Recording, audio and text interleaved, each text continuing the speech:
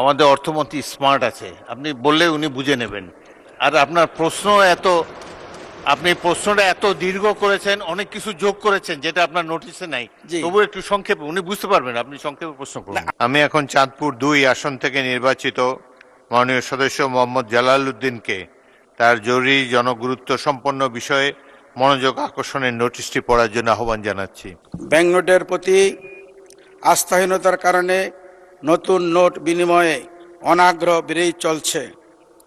ফলে সরকারের প্রতি মানুষের বিরূপ প্রতিক্রিয়া সহ অর্থনীতি একটি বড় ধরনের ঝুঁকির দিকে ধাবিত হতে পারে। মাননীয় স্পিকার, উল্লিখিত আলোচনায় সরাসরি প্রশ্ন জাগে যে নতুন নোটে ত্রুটি বিচ্যুতির কারণ কি? এমন তো নয় যে বাংলাদেশেই প্রথম ব্যাংকনোট মুদ্রণ করছে। বাংলাদেশের নিজস্ব টাকশালে ব্যাংকনোট মুদ্রণের অভিজ্ঞতা 40 বছরেরও অধিক। তবে কেন এই অবস্থা? জনশ্রুতি ও বিশেষজ্ঞদের মতামত: 1 নম্বর, স্বল্প সময়ের মধ্যে বাজারে নতুন নোট প্রচলন করার আকাঙ্ক্ষা। নাম্বার 2, ডিজাইন ও ড্রয়িংয়ের অপরিপক্কতার ছাপ দৃশ্যমান। নাম্বার 3, এই নোট মুদ্রণের বাঁকে বাঁকে রয়েছে ভিন্ন পথ ও মতের ব্যক্তিদের কারসাজি, যারা এখনো অর্থনীতির গুরুত্বপূর্ণ পদে বসে অর্থনীতিকে আরও দুর্দশাগ্রস্তের দিকে নিতে সরকারের ভাবমূর্তি ক্ষুণ্ণ করার চেষ্টা চালিয়ে যাচ্ছে। মাননীয় স্পিকার, 9 সেপ্টেম্বর 2024 মাননীয় সাবেক অর্থ উপদেষ্টা জাতিসংঘের প্রতিনিধি দলের সম্মুখে সাংবাদিকদের জানান, ফ্যাসিস্ট সরকার অবৈধভাবে 60,000 কোটি টাকা ছাপিয়েছিল। ফলে দেশের মুদ্রাস্ফীতি অস্বাভাবিকভাবে বেড়ে সাধারণ মানুষের কষ্ট, ভোগান্তি ও দুর্দশা বাড়ে। যখন ফ্যাসিস্ট সরকারের রাজভাণ্ডার শূন্যের কোঠায়, তখন তাদের মসনদ টিকিয়ে রাখার জন্য ওই 60,000 কোটি টাকা ব্যবহার করা হয়েছিল। ওই 60,000 কোটি টাকা ব্যবহার করা হয়েছিল ছাত্র জনতার আন্দোলনকে স্থিমিত করার লক্ষ্যে। মাননীয় সদস্য, অনেক লম্বা নোটিশ, তার মধ্যে আপনি অনেক কিছু যোগ করেন যেটা আপনার নোটিশের মধ্যে নাই। নোটিশে যা আছে সেটাই পড়েন, আপনার নোটিশটা পড়েন, নতুন কিছু যোগ করবেন না এখন। মাননীয় স্পিকার, আসলে নোটিশটা খুব দ্রুত লেখা হয়েছিল, অস্পষ্ট থাকবে বিধায় আমি একটু স্পষ্ট করার জন্যই একটু ব্যাখ্যা দিয়ে লিখতেছি। মাননীয় স্পিকার, যদি ধৈর্য করে শোনেন তাহলে জিনিসটা ক্লিয়ার হবে, আদারওয়াইজ এটা অসম্পূর্ণ থাকবে। মাননীয় স্পিকার, দ্রুত পড়েন আর কি।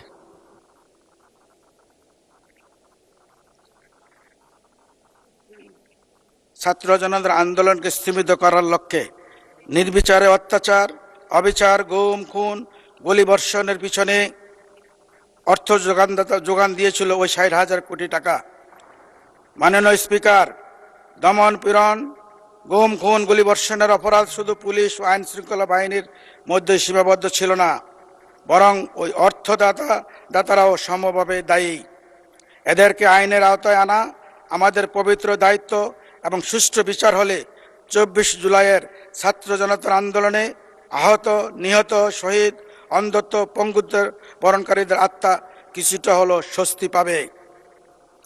মাননীয় স্পিকার, জাল টাকা বিস্তার, অবৈধ অর্থ ছাপানো, ব্যাংক ও অর্থ লুণ্ঠনকারীদের সহযোগী এবং নতুন ডিজাইনের ত্রুটিযুক্ত নোট প্রচলন একই সুতায় গাঁথা। স্বল্প সময়ের মাঝে নতুন ডিজাইনের নোট প্রচলন সম্ভব নয় জানা সত্ত্বেও সংশ্লিষ্ট কর্মকর্তারা কেন এবং কী কারণে মিথ্যা বানোয়ার তথ্য প্রদান করে অন্তর্বর্তীকালীন সরকারকে নতুন ডিজাইনের নোট প্রচলনে উৎসাহিত করেছিল। অন্তর্বর্তীকালীন সরকার আমাকেও ব্যাংকিং সেক্টরে লোভনীয় পদে কাজ করার প্রস্তাব দিয়েছিলেন। তৎকালীন governor, deputy governor Begum Nurun Nahar, banking সচিব বেগম নাজমা মোবারক, অর্থ সচিবদের উপস্থিতিতে আমি বিনয়ের সহিত মাননীয় অর্থ উপদেষ্টাকে দায়িত্ব গ্রহণ না করার অপারগতা প্রকাশ করি। যেহেতু আমি একটি দলের আদর্শের সৈনিক, গত 40 বছরের বেশি সময়ে আমার ব্যাংকিং ও রাজস্ব সেক্টরে পদাচারণ বিদ্যমান দেশের জনগণকে দুর্দশা থেকে মুক্তির লক্ষ্যে কুচক্রীদের খপ্পর থেকে দেশ ও জাতি অর্থনীতিকে নিরাপদ রাখতে হলে অর্থনীতির বাঁকে বাঁকে এখনো যারা বসে আছে তাদেরকে চিহ্নিত করে বিচারের আওতায় আনা অত্যন্ত জরুরি। সে লক্ষ্যে একটি সংসদীয় কমিটি গঠন করার জন্য মাননীয় স্পিকার আপনার মাধ্যমে মহান সংসদে প্রস্তাব করছি। উল্লেখ্য যে 23 লক্ষ কোটি টাকার বেশি ঋণের বোঝা মাথায় নিয়ে বর্তমান বিএনপি সরকার যাত্রা শুরু করে। তার উপর জালিয়াতি চক্র কুচক্রীদের দাপটে অর্থনীতির লক্ষ্যে পৌঁছানো কঠিন হবে। মাননীয় স্পিকার, পুলিশ ও আইন শৃঙ্খলা বাহিনীর অনেক প্রচেষ্টার পর দিয়ে একটা জালিয়াতি চক্রে পাকড়াও করে, আইনের হাতে সোপর্দ করে, কিন্তু আইনের ফাঁক ফোকর দিয়ে বেরিয়ে এসে তারা আবার ওই ব্যবসা চালিয়ে যায়। এর মূল কারণ আইনের দুর্বলতা। অনেক ক্ষেত্রেই জাল টাকা ও মাদক চক্র একই মুদ্রার এপিঠ ওপিঠ। বর্তমান দুর্বল আইনের কারণে জালিয়াতি চক্র ও মাদক চক্র আইনের হাত থেকে বেরিয়ে আসে। আইনের যথাযথ সংশোধন করার জন্য সংশ্লিষ্ট মন্ত্রী মহোদয়ের নিকট প্রস্তাব করছি। মাননীয় স্পিকার, আপনাকেও হাউজের সকল সদস্যদেরকে, বিশেষ করে হাউজের মাননীয় অর্থমন্ত্রীকে মনোযোগ সহকারে শোনার জন্য ধন্যবাদ। ধন্যবাদ মাননীয় সদস্য। মাননীয় মন্ত্রী, অর্থমন্ত্রী জনাব আমির খসরু মাহমুদ চৌধুরী। মানে স্পিকার, আপনাকে ধন্যবাদ। একটি দীর্ঘ বক্তব্য রেখেছেন। বিষয়টা গুরুত্বপূর্ণ এবং এটা তদন্ত সাপেক্ষে এটার ব্যবস্থা নেওয়ার বিষয় রয়েছে। তবে আমি সংক্ষিপ্ত আকারে ওনার উত্থাপিত বিষয়ের উত্তর দিতে চাই। বাংলাদেশের ঐতিহাসিক ও প্রত্নতাত্ত্বিক স্থাপত্য শীর্ষক নতুন ডিজাইন ও বৈশিষ্ট্যের নোটসমূহের ডিজাইন বাংলাদেশের স্বনামধন্য চিত্রশিল্পীদের অন্তর্ভুক্ত করে গঠিত বাংলাদেশ ব্যাংক মুদ্রা ও নোট ডিজাইন অ্যাডভাইজারি কমিটি কর্তৃক সুপারিশ করা হয়েছে, যা বাংলাদেশ ব্যাংক অর্ডার 1972-এর ধারা 27 অনুযায়ী বাংলাদেশ ব্যাংকের পরিচালক পর্ষদ ও সরকার হতে অনুমোদন গ্রহণ করা হয়েছে।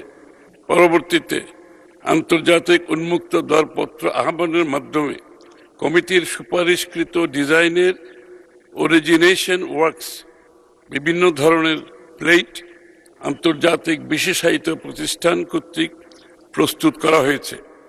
নতুন ডিজাইন ও বৈশিষ্ট্যের নোটের নিরাপত্তা বৈশিষ্ট্য পূর্বের সিরিজের তুলনায় বৃদ্ধি করা হয়েছে, যা সংবাদ বিজ্ঞপ্তির মাধ্যমে যথাসময়ে জনগণকে অবহিত করা হয়েছে এবং বাংলাদেশ ব্যাংকের ওয়েবসাইটে জনগণের জ্ঞাতার্থে প্রদর্শিত রয়েছে।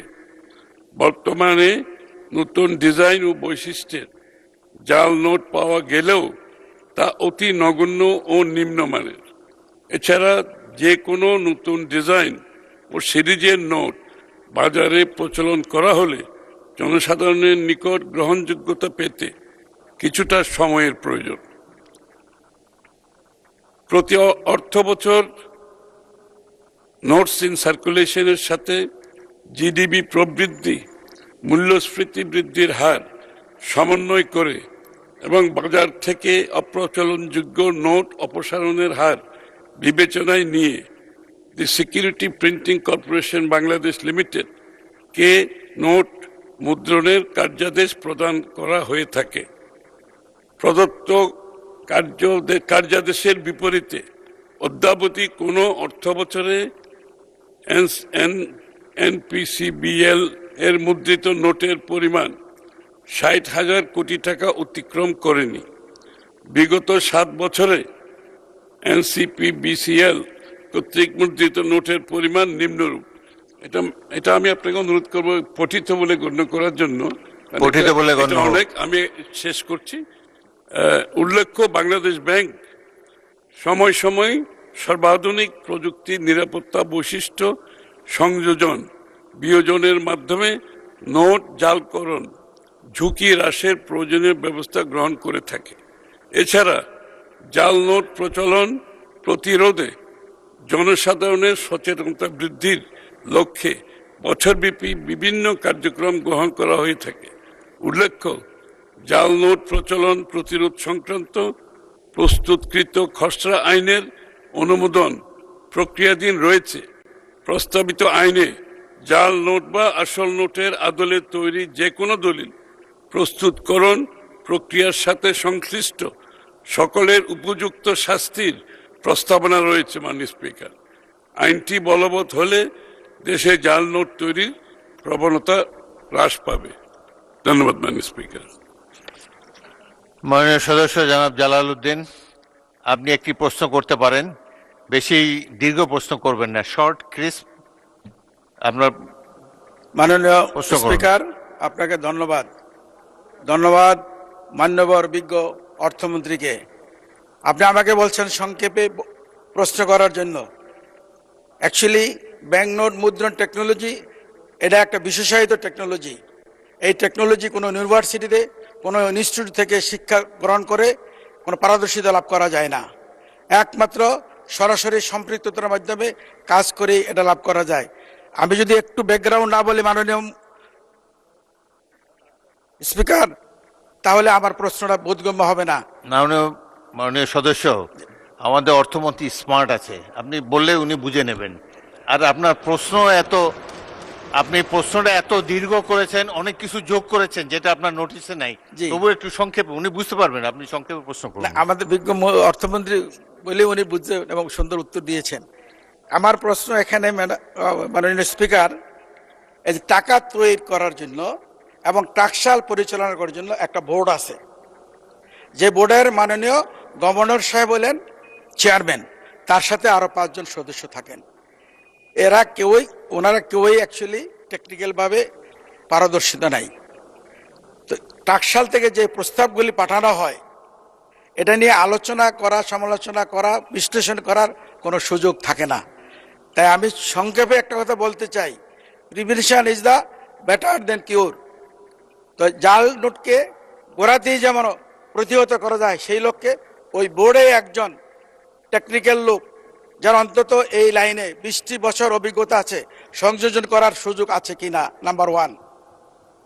নাম্বার 2, মানে প্রশ্নের একটা অংশ হলো, আমাদের বাজেটের 30 থেকে 35 রেভিনিউ আসে ব্যাট থেকে, এবং 30 থেকে 40% আসে ইনকাম ট্যাক্স থেকে, এবং বাকিগুলি আসে আমাদের এই এক্সাইজ এবং ডিউটি থেকে।